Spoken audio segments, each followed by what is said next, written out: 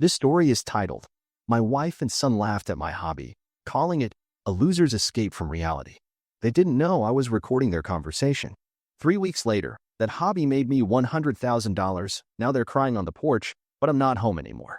You ever realize too late that the people closest to you never actually respected you? Like, not just tolerated your quirks or rolled their eyes in that cute, sitcom dad kind of way, but genuinely thought you were a walking punchline? Yeah, that was me. 46, father of one, husband of what used to be a decent human being. I was the family clown, the harmless loser with a silly little hobby that they figured kept me out of their hair. It was like they were babysitting a Labrador who occasionally made spreadsheets. My name's Owen, by the way. Nice to meet you. If you're wondering what my hobby was, is because it's still mine. It's fantasy world building. Yeah, the nerdiest thing this side of LARPing in a public park. I've been building out this massive online world for the past 6 years. Forums, maps, backstory lore, even a few short stories. Think Tolkien had a weird baby with Reddit, and you're halfway there. Did I expect it to pay off? Hell no. I did it because I loved it. Because work sucked, traffic sucked, reality sucked, and there's only so many hours of cable news before you start fantasizing about launching yourself into the sun. So yeah, I retreated into a universe of my own making where I controlled the chaos. Where things made sense. My wife, Claire, called it, "your second job that doesn't pay." Real original. She's the type who thinks watching true crime docs while drinking a $15 smoothie is a personality. And our son, Ryan, 18 going on 45, decided somewhere around sophomore year that I was beneath him. Apparently, knowing how to play the stock market for exactly 6 months makes you qualified to judge your father's hobbies. The turning point? 3 weeks ago. I was upstairs in the home office, which is code for the guest room we never finished painting, working on the final layout for the digital version of the world map. Had my headphones in, but not all the way on. That's important, because through the wall vent, I heard them talking in the kitchen. Laughing. Claire said, "He spends more time in that made-up world than with his own family. It's pathetic." Ryan replied, "It's like watching a guy build a sandcastle during a tsunami. I mean, what's he even doing in there?" And then came the line that actually cracked something in me. "Losers escape from reality," Claire said, laughing so hard she had to pause to breathe. "At least losers gamble or cheat. He just draws." They didn't know the baby monitor was still on. I was recording. And something in me, something quiet and tired and polite, stood up and walked away. Not from them. Not yet. But from any illusion that they saw me as anything more than a prop. And that's when things got interesting. You might be wondering why a fully grown man with a teenage son and an attic full of emotional damage had a baby monitor running in his office. Well, plot twist, we have another kid. Or had, depending on how generous I'm feeling today. Eli's too. A surprise, technically. Not in the romantic, we danced under the stars and made a miracle way. More like, oops, someone forgot what birth control is and now we're buying diapers again instead of booking a vacation like normal people in their 40s. Don't get me wrong, I love the kid. He's pure joy. Giggles, Velcro shoes, the whole package. And yeah, I kept the baby monitor in my office because he naps during the day and Claire can't be trusted to watch him without getting distracted by her daily hour of inspirational reels and real estate gossip. One time she forgot him in the tub and blamed the bad feng shui. No joke. So yeah, baby monitor on. Purely for safety. Which made it a very convenient pipeline for overhearing the worst conversation of my life. After that day, I didn't say anything. Not immediately. I went into full passive-aggressive dad mode. Did the dishes without being asked, smiled too hard at dinner, responded to Claire's passive jabs with an absolutely, dear, like I was auditioning to be a widower in a life insurance ad. But today was when the mask cracked. It started innocently enough. I was in the office working on the latest update to my lore compendium, because unlike Claire, I don't believe in leaving projects half-finished, and in she walks. No knock, just barges in like a tax audit in yoga pants. She leans against the doorframe with that smirk she always uses when she's about to say something condescending, like it's a brand of affection. "You know," she said, swirling a glass of green sludge that probably cost more than my entire lunch, "Ryan and I were talking. Maybe it's time you got a real job. You know, something that pays real money. Before your fantasy forest starts charging rent." I didn't even look up. That was my mistake. "Oh, come on," she continued, walking into the room like it was hers. "You're what, 46? You're sitting in a room drawing fake maps for fake people like a kid with a crayon and a complex. Ryan's got friends making 6 figures already. And here you are, designing wizard kingdoms like some unemployed Dumbledore." I closed the laptop. Slowly. Deliberately. Like I was disarming a bomb. You finished? I asked. But no, of course she wasn't. She giggled. Giggled. Don't be so sensitive. It's just, you're not getting any younger, babe. Maybe it's time to grow up. You know, for Eli's sake. And that's when I snapped. Because that was the line. The nerve of this woman, using our toddler as ammo to shame me for the one thing that brings me peace in this existential sitcom we call marriage. I stood up so fast the chair scraped against the hardwood. You want me to grow up? You want me to grow up while you post selfies with motivational quotes about healing your inner child and spend half your day pretending to be a minimalist with 6 different blush palettes? She blinked. You want to talk about jobs? I've worked a job I hated for 20 years. I sat in traffic, sat through meetings with people who couldn't spell my name right, and came home to be mocked in my own kitchen by my son, who learned it from you. And the one thing I did for me? The one damn thing I enjoyed? That's her punching bag. Claire crossed her arms. It's not a punching bag. It's a wake-up call. You spend more time in that fantasy world than in your actual life. No, I said, pointing at her like I was casting a spell. I spend more time in that world because at least there, I'm not married to someone who thinks mocking her husband in front of their kid is healthy bonding.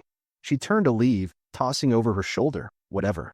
Just don't cry when Eli starts thinking you're a joke too. And just like that, boom. Mushroom cloud. Emotional fallout. She slammed the door. Eli started crying in the other room. And I sat back down, opened my laptop, and hit send on an email that would change everything. Because while she was busy insulting the world I built, someone else just offered to buy it. There are moments in life that feel like slow motion. Winning the lottery, the birth of your child, watching your wife throw out your magic, the gathering binder like she's cleansing the house of evil spirits. For me, it was the moment I got the email. Subject line, your world is worth more than you think. I stared at it for a solid minute. Thought it was a scam. Thought maybe it was one of those fake offers where a Nigerian prince wants to invest in your elf army. But nope, this was legit. A mid-sized indie game studio found my online world through one of my old Reddit posts and thought the depth of it, characters, politics, geography, everything was perfect for an open-world RPG project they were developing. They wanted rights, licensing, consulting, the whole deal. And the offer? $100,000. $100,000. For the thing my wife once called Daddy's Internet Coloring Book. I laughed. Full on, bent over, tears in my eyes laughed. Not because I was rich. Not even because I'd proved them wrong, but because the irony was so damn loud I'm pretty sure it scared the cat. Of course, I didn't tell them right away. Oh no. I let them sit in their smug little echo chamber while I cashed the advance and quietly updated my checking account. And just for fun, just for the sheer, spite-flavored satisfaction, I wrote a check for my wife and son. Not money. Not yet. No, the check was metaphorical. A note. Typed. Clean. Center-aligned. It said, support me, or I file. Mock me again, and you can laugh all the way to a custody hearing. Love, the loser you live with. I folded it neatly, slipped it under Claire's scented candle collection, the one she rearranges weekly like a suburban pagan altar to Gwyneth Paltrow. And I waited. That night, I came home with groceries. Eli was asleep. Ryan was in his room, probably busy day trading his dignity. And Claire was in the kitchen, arms crossed, wine glass in hand, red nails tapping the stem like she was rehearsing a TED Talk in passive aggression. You left a note, she said, lifting one eyebrow like she was auditioning for a villain role on Bravo. I did, I replied, calmly, casually, like I hadn't just made more in a single licensing deal than she did in the last fiscal year pretending to be an independent essential oil consultant. She walked over, thrust the note into my chest. You're threatening divorce now? Over a hobby? No, I said, setting the bags on the counter. Over disrespect? The hobby just happens to be the thing I turned into 6 figures while you were busy tagging inspirational quotes about knowing your worth. Her face froze, then cracked, and then came the performance. Oh, you think you're clever, don't you? She said, voice rising, eyes flashing. You think just because you got some money now, you're worth something again? Let me tell you something, Owen. This, she gestured wildly to the house, the kids, the world. This isn't a fucking comic book. I need a man, not a middle-aged elf whisperer. I almost applauded. Truly, it was art. You know what? She hissed, slamming the fridge shut like it owed her alimony. Get out. Just go. I'm done pretending this works. You want to play Lord of the Nerds? Be my guest. But I'm raising 2 kids, and I need someone who can provide, not fantasize. That's when I smiled. Not politely, not sheepishly, but the kind of smile that happens when everything finally makes sense. I'm sorry, I said, grabbing my keys. Did you just say 2 kids? Her lips tightened. Yeah, two. Eli and Ryan. Oh, I said. See, I thought you meant the other one. The one we didn't plan. The one who wouldn't be here if someone hadn't forgotten their birth control in favor of that all-natural cycle tracking app that, spoiler alert, doesn't fucking work. She went red, then white, then back to red, like an emotional lava lamp. You bastard. No, I said, walking to the door. I'm just the guy who finally realized that living with you was costing me more than divorce ever could. She screamed something as I shut the door. I didn't hear it. Didn't care. I got in the car, started the engine, and for the first time in years, I didn't feel trapped. I felt free and rich, which, fun fact, makes freedom even more fun. There's a certain kind of brutal comedy in realizing your role as a father was conditional, neatly tied to whether or not you were also the one quietly shouldering everyone else's comfort and chaos. Before I packed up and walked out of that house with my sanity finally breathing and my dignity tucked under one arm, I was the glue. I was the bedtime reader, the model plane builder, the guy who knew where all the remote controls were. And then, like flipping a switch, I became persona non grata the moment Claire lost control of the narrative. Now that I had money, independence, and, let's face it, a glowing sense of vindication, the only thing I truly wanted, the only thing that hurt, was being cut off from my kids. Ryan, fine. He was practically a financial podcast in human form by that point, but Eli? Eli was too clingy, giggly, and still called the vacuum cleaner Virum Virum. Losing time with him felt like someone unplugged a part of my soul. Claire, in her infinite maturity, responded to my attempt at co-parenting with the delicacy of a wrecking ball dipped in pink wine and insecurity. She told me not to come near the house. Said until the lawyers sorted everything, I needed to give them space. Her version of space, of course, meant erasing me from daily life like I was a stain she could bleach out of the family photo. I didn't fight back with threats or drama. No, I fought back with design. I didn't need to explode. I needed a strategy. Revenge, yes, but with taste. With elegance. With wheels.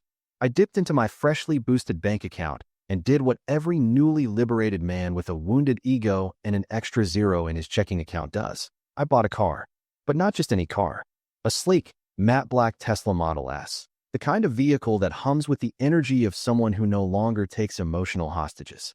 I chose the custom red interior purely because I knew Claire would hate it. It was fast, quiet, high-tech, and smelled like power, success, and expensive upholstery.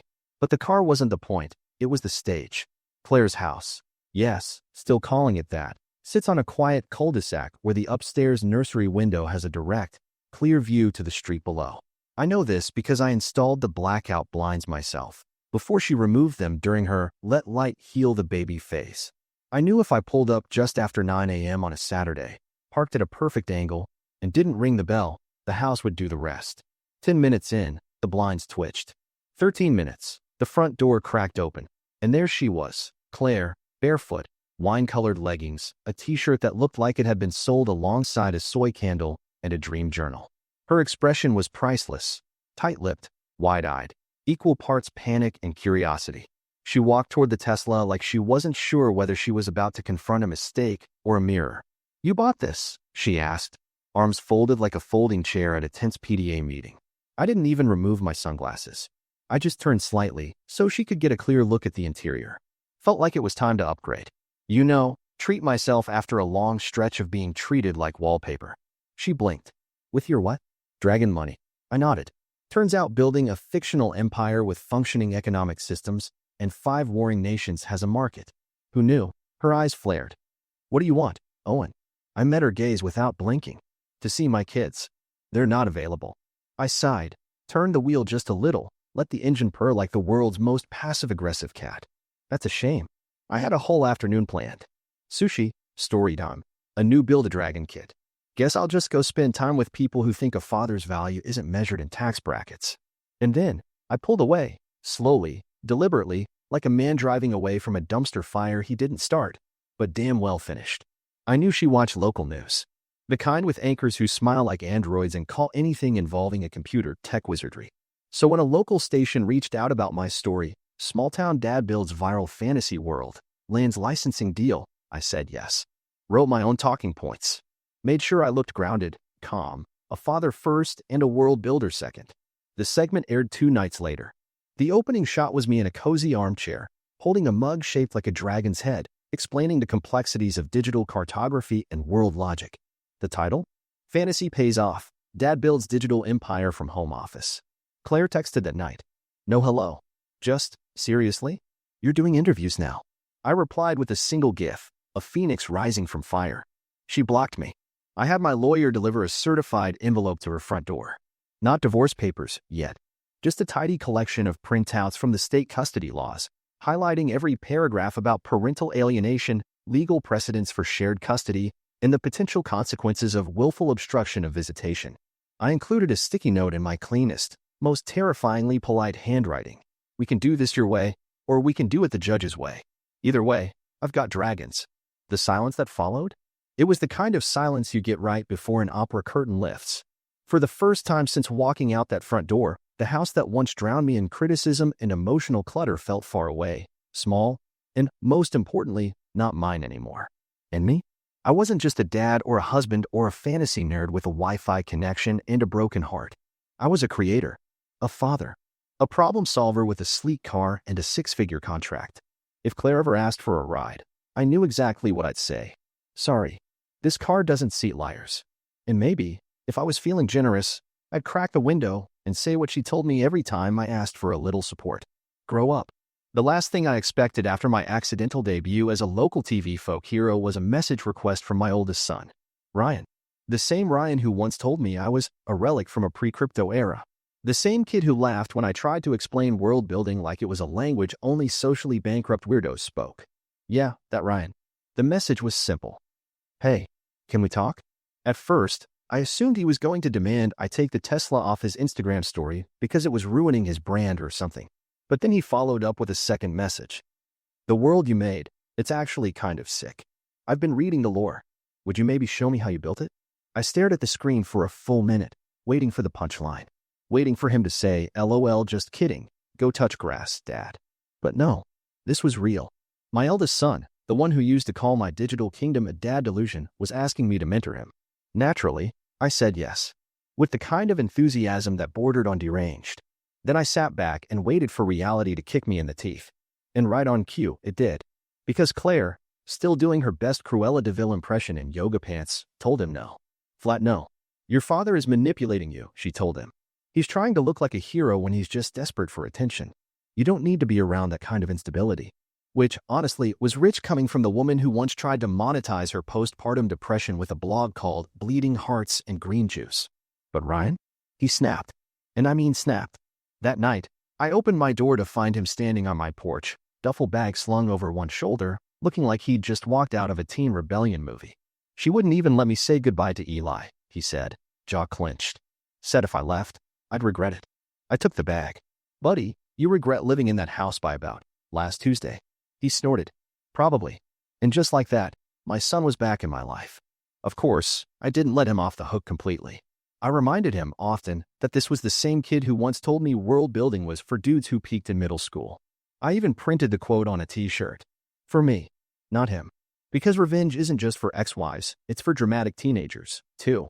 But I forgave him. Because he came back. And because I saw it, the spark. The curiosity. The way he lit up reading character backstories and map notes like he'd discovered buried treasure in a spreadsheet. We started working together, sketching new regions, creating new factions, and somewhere between naming a kingdom and arguing about what font best represented a society of anarchist tree dwellers, we became something like friends. Which, of course, made Claire furious. And when Claire's furious, she doesn't throw punches. She writes posts. 3 days later, I got a ping from a friend. You seen her blog? I hadn't, but now I have. The latest post was titled, My Ex, the Swindler. How a manipulative man built a fake empire for fame and profit. She claimed my success was based on lies, that the licensing deal was suspicious, that I'd coerced investors with false promises and used family trauma as PR. She even tagged local news and added screenshots of my bank statements, which she should not have had, by the way. Note to self, change every password that isn't a spell name. And honestly, I laughed. I really did. Because nothing screams, I'm fine, like writing 1,500 words of blog poison while your son is building fantasy kingdoms with a father you tried to erase. She wanted war, and she just handed me a sword. The internet, as it turns out, has a nose for bullshit. Claire's blog post, her grand literary torch aimed at my alleged empire of lies, lasted all of 12 hours before it caught the wrong kind of fire. Not the viral kind she hoped for. The imploding kind. The comments came in waves. First, her loyal followers tried to rally with hashtags like #JusticeForMoms and #DigitalManipulationIsReal. Then, the actual tech community found it. People who knew what world building looked like. Game designers. Indie devs. A guy who once programmed a diplomacy simulator for a browser-based Viking colony. They tore her apart. My licensing deal? Publicly documented. The studio? Verified and excited to work with me. Every accusation she flung was disassembled in real time by people with better grammar and no emotional baggage. But the real blow came from Ryan. He posted a response. Not a vague tweet. Not a cryptic TikTok with sad music. A full statement, posted right below her blog, with a title that was simple, brutal, and absolutely perfect. My dad built a world. My mom tried to burn it down. He started with facts. That the money was real. That he'd seen the contracts, the PayPal receipts, the meetings. That everything she called a scam was documented and legal and the result of 6 years of hard work his mother had never bothered to understand. Then he hit her where it hurt. The truth is, my dad succeeded at something we all laughed at. He stuck with it when no one else cared. And now that he's found happiness, recognition, and a purpose again, my mom is trying to tear it down because she couldn't accept that the loser she mocked is the one who actually won. If there's a disgrace in this family, it's not the man who made something real. It's the woman who can't stand not being the center of the story. Mic dropped. Claire's blog shut down within the hour. And me? I just sat there, rereading my son's words, wondering how the hell I'd ended up crying into a bowl of reheated Thai food, like someone watching the last scene of a sports movie where the underdog finally scores the winning goal. I wanted revenge, but what I got was something better. Respect. From my son. From the world. From myself. And that should have been the end, right? Neatly tied up with a tearful apology, maybe a reunion, a fresh start. But no, Claire had one last act in her. 3 days later, a sheriff knocked on my door. Turns out Claire filed a false report claiming I'd stolen money from a shared business account, an account that didn't exist. When the officer handed me the complaint, I laughed so hard he had to ask if I needed medical assistance. And then I handed him my folder. Receipts, statements, screenshots. Oh, and a copy of her blog post where she openly admitted she had no proof. The officer blinked. Well, I think we're done here. She tried to nuke me. She nuked herself. And just when I thought the credits were rolling, Ryan walked into my office, handed me a USB stick, and said, "Thought you'd want a copy of the new map we made together." I looked at it. There, glowing on the screen, was a castle, with 2 banners hanging from a tower. One read, Father, the other, Son, and underneath, the name of our world, Redemption. I started laughing. Not the sad, defeated laugh of a man who got walked over. The laugh of someone who got the last word, the last laugh, and the last slice of cake. And if I had one final piece of advice, never underestimate a quiet man with a dumb hobby. Because one day, that hobby might build an empire. And you? You'll be stuck writing blog posts no one reads, while the rest of us ride dragons into the sunset. Boom.